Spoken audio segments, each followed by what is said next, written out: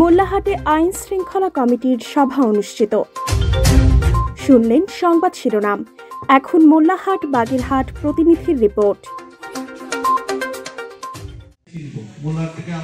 বাগেরহাটের মোল্লাহাটে উপজেলা আইন শৃঙ্খলা কমিটির মাসিক সভা জানুয়ারি 2025 অনুষ্ঠিত হয়েছে। উপজেলা প্রশাসনের আয়োজনে বুধবার সকাল 11টায় উপজেলা পরিষদ মিলনায়তনে এই সভা অনুষ্ঠিত হয়। এরপর একই স্থানে মাসিক সমন্বয় সভা সহ পর্যায়ক্রমে বিভিন্ন কমিটির সভা অনুষ্ঠিত হয়।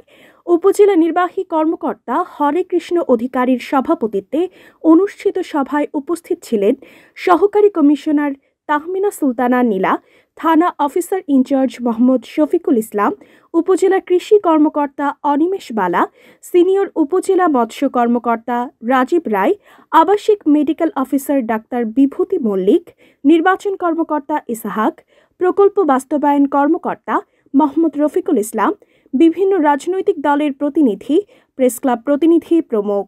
সভায় গারফা বাজার সড়কের ট্রাফিক নিয়ন্ত্রণ, হাইওয়েতে পুলিশের টহল জোরদারকরণ, উন্মুক্ত পরিবেশে বালি বহন নিয়ন্ত্রণ, মাদক ব্যবসায়ীদের চিহ্নিত করে আইনের আওতায় আনা, অবৈধ ড্রেজার দিয়ে বালি উত্তোলন বন্ধ, জাটকা নিধন বন্ধ, ইলিশ মাছ পাচার রোধ, চিংড়ি মাছে পুশিং, ঘেরের পায় নিষ্কাশন নজরদারি, শিক্ষার্থীদের মোবাইল ফোন ব্যবহার বন্ধ সহ বিভিন্ন বিষয়ে আলোচনা ও কার্যকর ব্যবস্থা গ্রহণে সিদ্ধান্ত নেওয়া হয়।